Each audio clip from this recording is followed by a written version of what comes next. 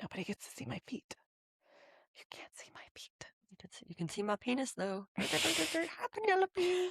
Penis. Penelope to penis. I like it. Hey, guys. It's Pride. And, I don't know. We just thought there's a lot of overlap, I guess, or just similarities, I don't know, between Pride and lifestyle. So we figured, let's talk about it. There's a Venn diagram, and there's absolutely, there's absolutely overlap. Damn. I wouldn't say that there's like, it's 100% similar, but there's absolutely, I mean, like, just because your Pride does not mean your lifestyle, just because your lifestyle doesn't mean your Pride. Pride? LGBT. Obviously. Is this open? No. Are your shorts coming off already? Oh, not yet. Sorry, guys. We're not in that stage of the podcast yet. We're fine. It's fine. Yeah, actually, I do love Pride events. And I have like several stories that are like, I just absolutely love Pride. I was wearing the shirt for our Pride event. You were, yeah. I didn't even think about that. This one was not. I got this shirt recently. Yeah, you're right. We had yeah, we'll have to talk about. I mean, in Houston, there's a whole, tons of celebrations, big parade, all that fun stuff. Yeah. And it was 3 years ago. It was our first year in the lifestyle. You, me, and Julia. Yep. Decided it'd be a great idea for us to go to a girls' night, just the three of us, the Eden event. And they're doing that again this year, which They've done it every year. I think they skipped 1 year, if I remember right, because I couldn't find it. Okay. Maybe. I tried really hard, so when it came back this year, I was really pumped about it. Okay. But yeah, it's like an all-girl party. Right.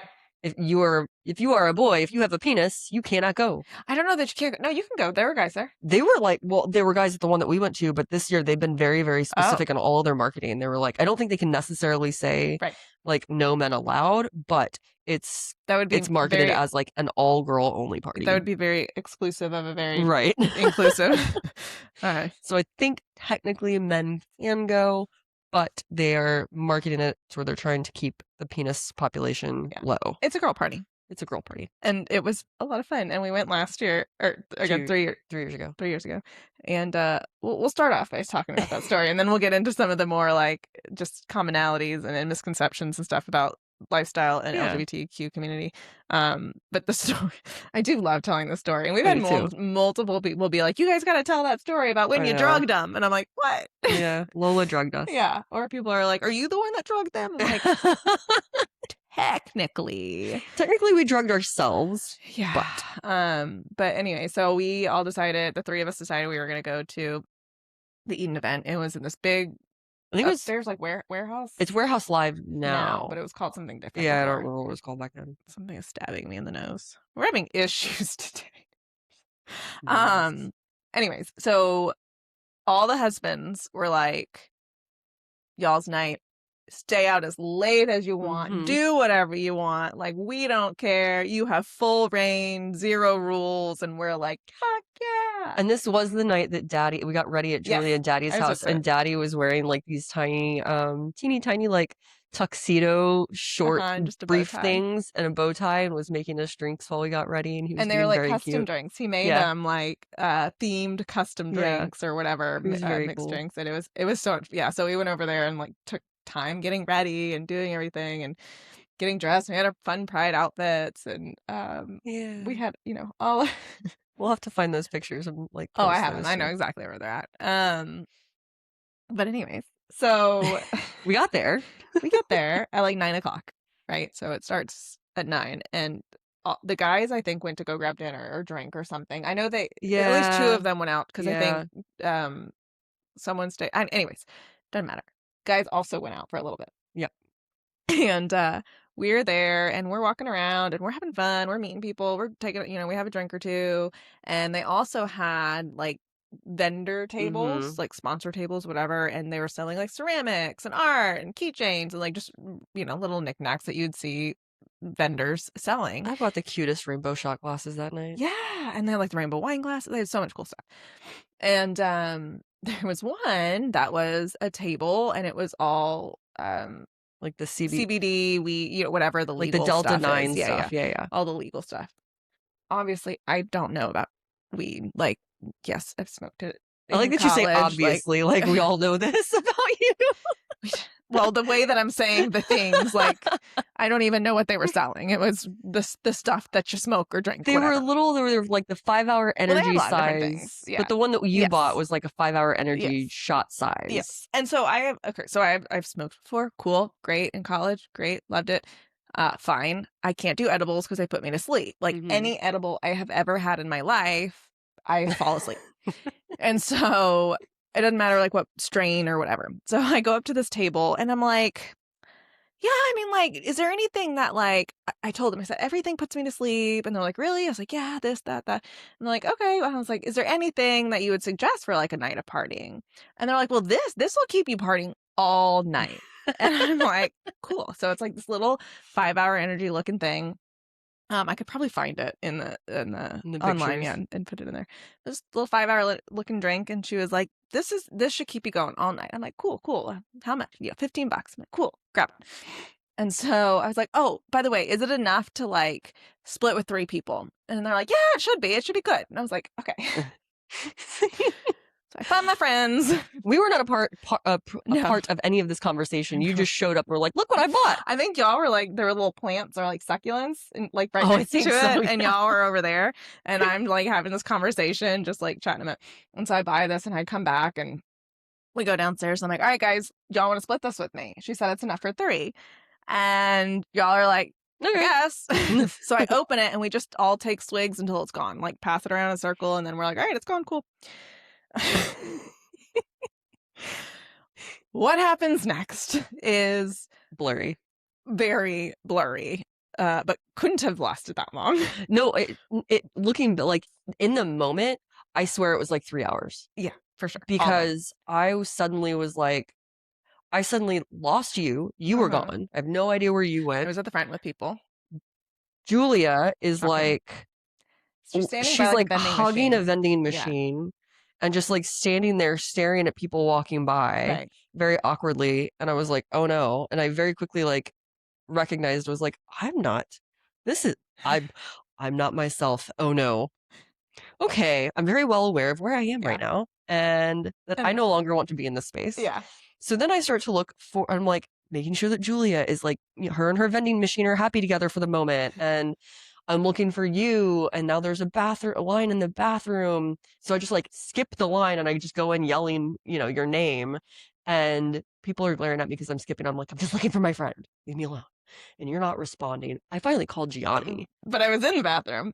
No, you weren't. Well, there was one point. I do know I went and just sat in the stall for a while because I was like, I don't think it was like, I think I went to go to the restroom and I sat down and just like forgot that I was like sitting down to pee. Like I was just sitting there on my phone and like, just like, I don't know what I'm supposed to be doing. Oh, and then you couldn't get out either. And then that was like, so then I leave the bathroom. And so I don't know if this is before or after what you're talking about looking It had to been out. But I do know that I was in the bathroom at one point, and that's when I came out. Yes, that must have been before, because I come out and Julia's standing against the vending machine and I like come into her force field of vision and she just is like, look at her. Oh, I was trying to get my credit card. Look at how majestic she is. And it's Brooke on the bar, basically, trying to get our credit card or our IDs because they kept our IDs. I don't know why IDs and credit cards. They kept why both. You would keep IDs and credit cards for drinks when it's hundreds of people. Yeah. And so but you hadn't bought a drink yet, so they had my credit card and ID and Julia's credit card and ID. And in order like I was not leaving there without those things. Right. And so this must have been after all of that. And so you're trying to get the credit cards and that's why I was in the bathroom. I was calling an Uber. I was sitting on the toilet calling an Uber. And so I don't think I told y'all I was leaving or anything, but I came into Julia's force field and she's like, look at how majestic she is. She's just so majestic and magical. And I don't remember what other word she used, but I remember majestic was one. I remember majestic too. And then I'm just like, cool, and like leave.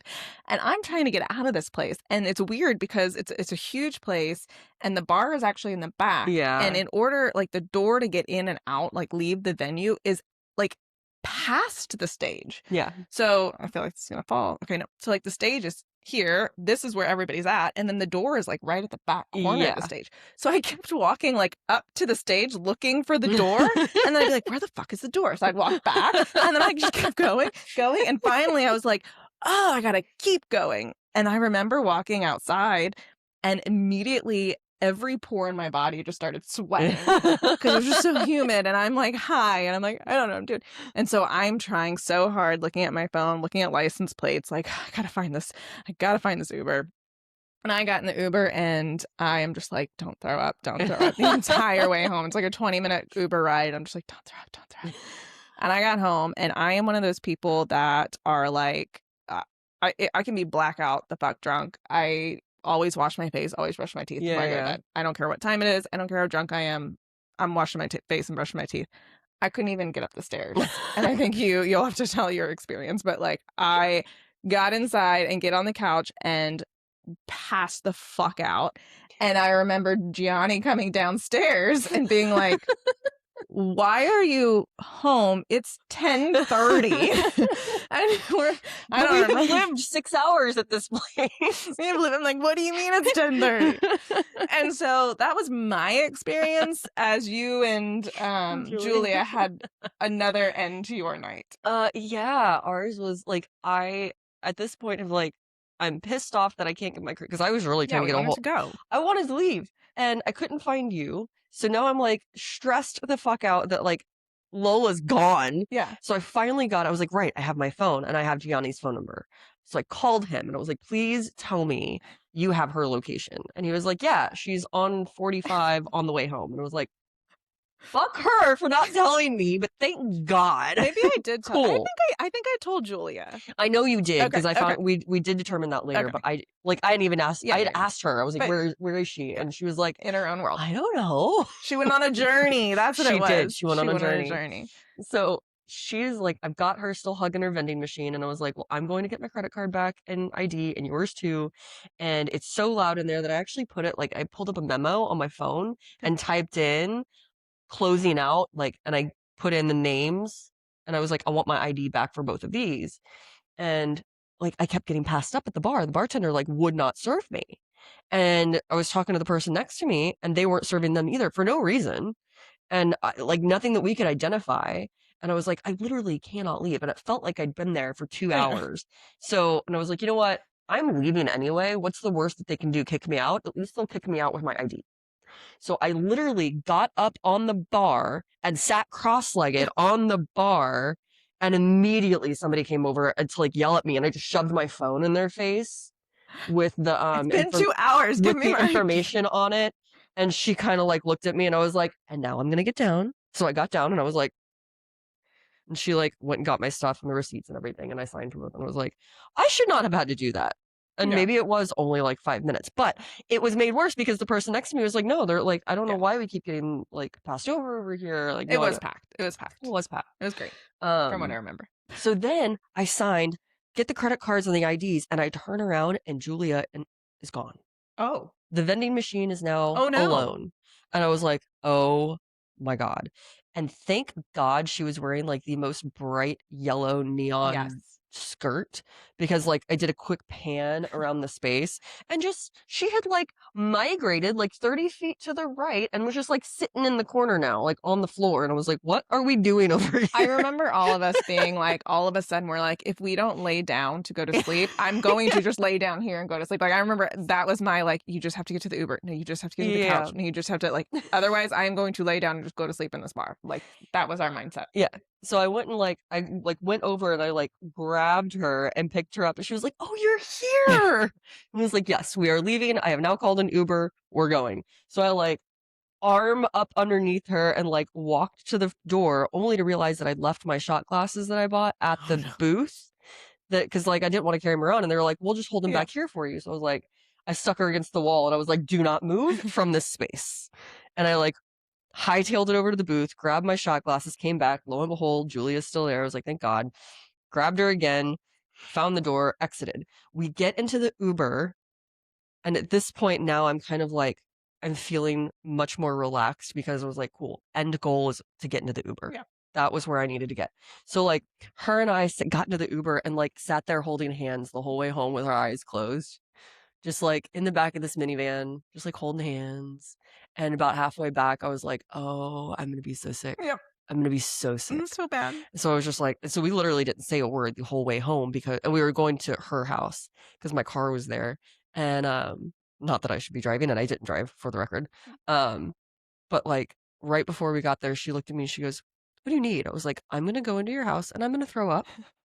And she was like, "Okay. Do you need anything to drink?" I was like, "Do you have ginger ale?" And she goes, "Oh my God, I do." Nobody ever has ginger ale. Yeah. I actually do. Get in. I immediately make beeline for their powder room, throw up.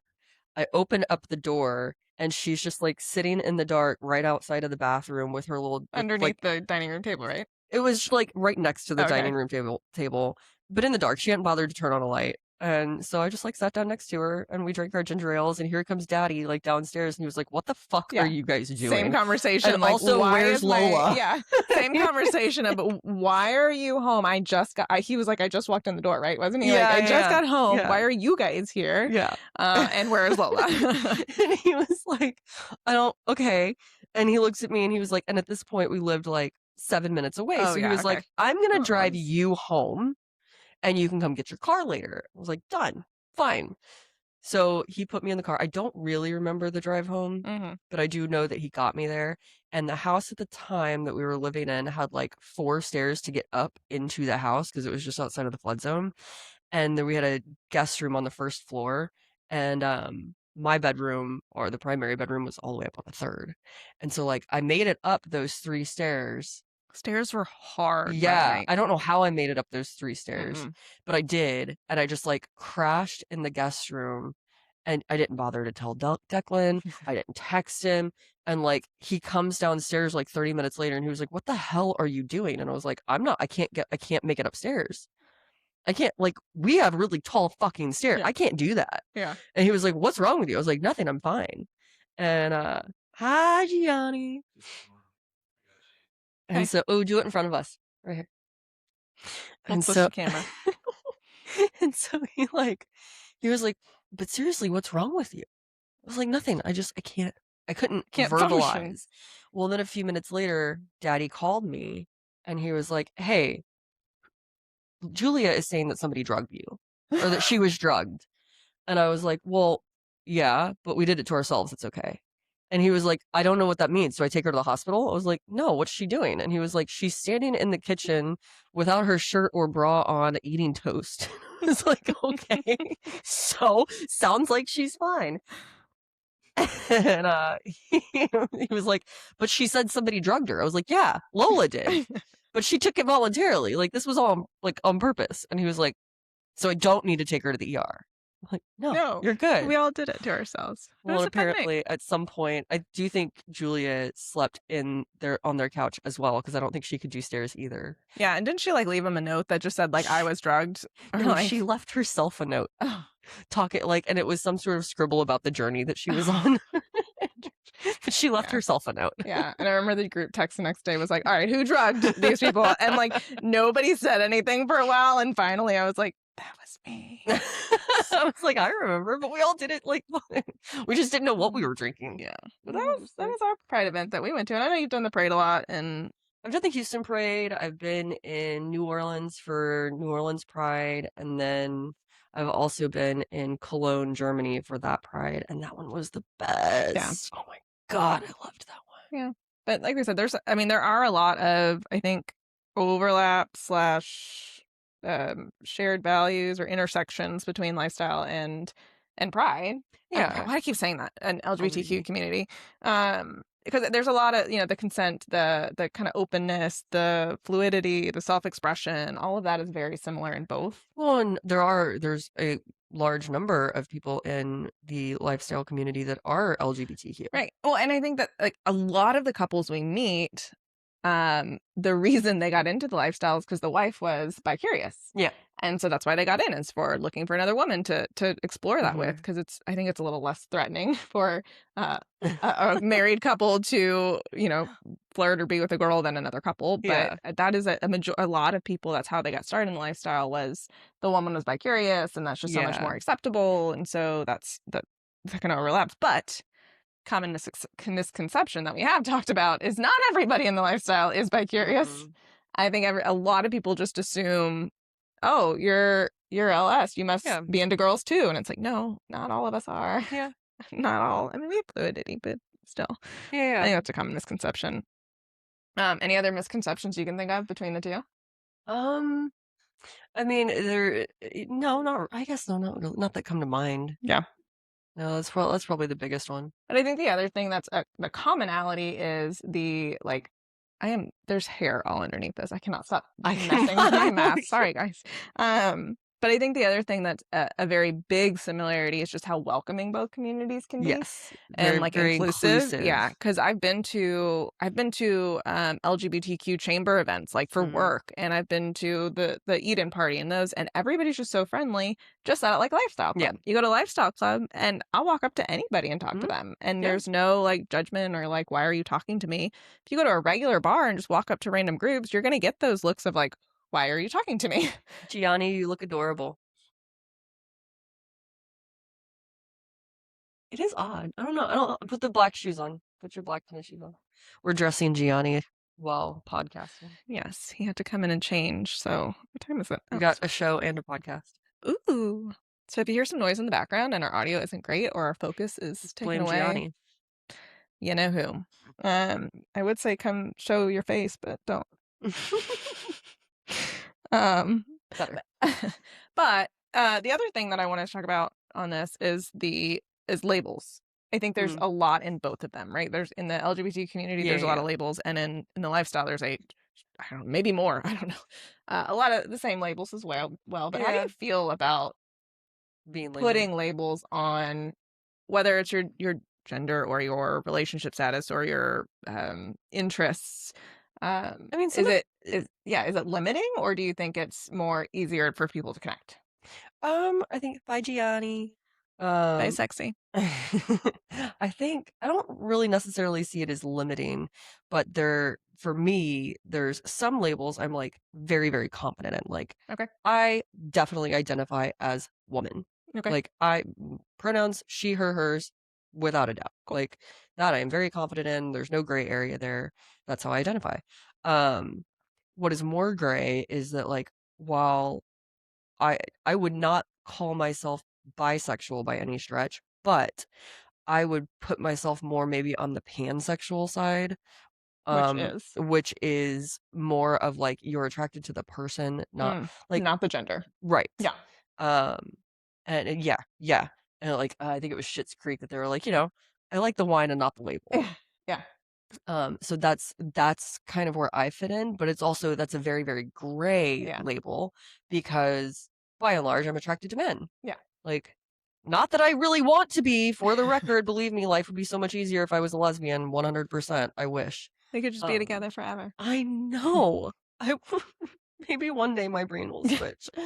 But by and large, I'm attracted to men. But there have been a handful of women that I've been attracted to, but it is much less common. Even though, looking at women as a whole, women are much more beautiful and attractive than men are. Very much more, Well, I don't know. I'm just kind of, everybody's attractive in their own way, shape, and form type of thing for the most part.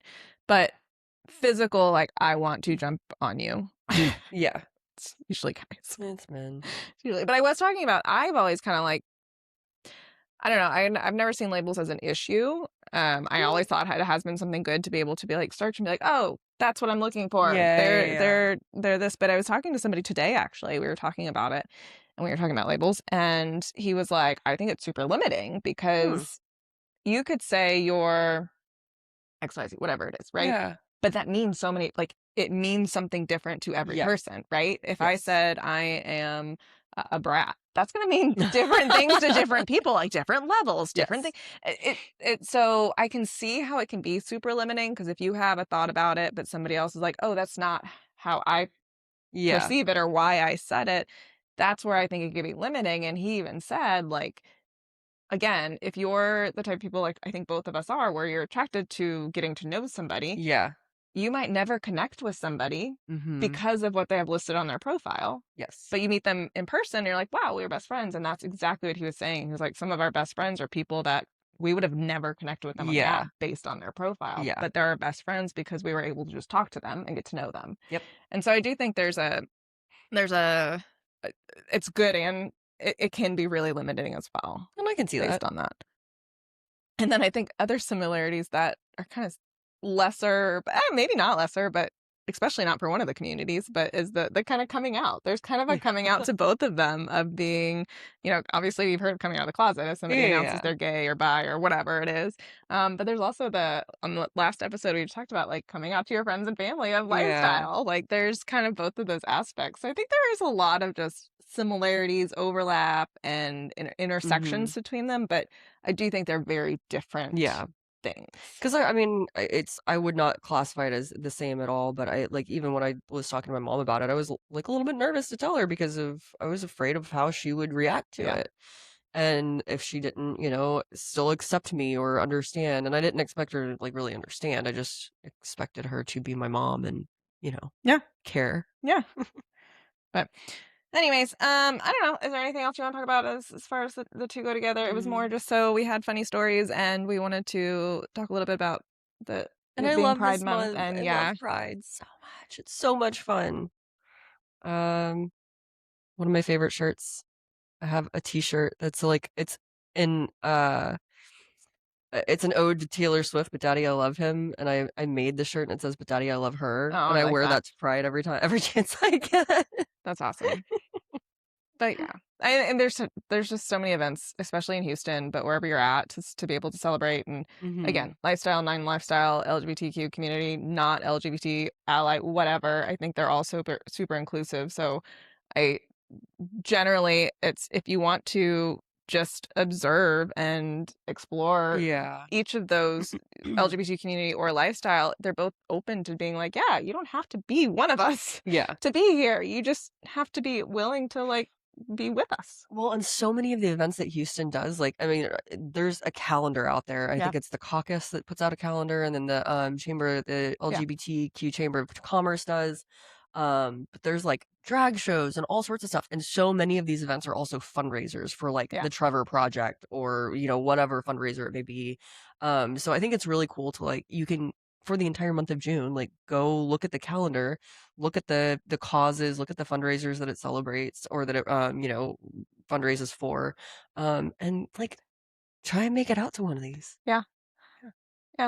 But give us your thoughts. What are the, commonalities, differences, and I thought that was the cleaner. Thank God it was just Gianni. I thought our cleaner just showed up and I was like, oh no, this is awkward.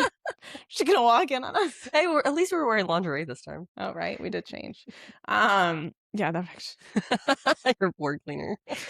Oh man. She's like, what is this person doing? Anyways. So yeah, like give us your thoughts. Similarities, differences. What are some common misconceptions that you see between lifestyle and Pride / LGBTQ community, and what are some of the things that you appreciate about both of them? Yeah, and leave them in the comment below or DM us, and we appreciate you guys still listening, still following, still sharing. It means a lot to us. So happy Pride. Bye guys.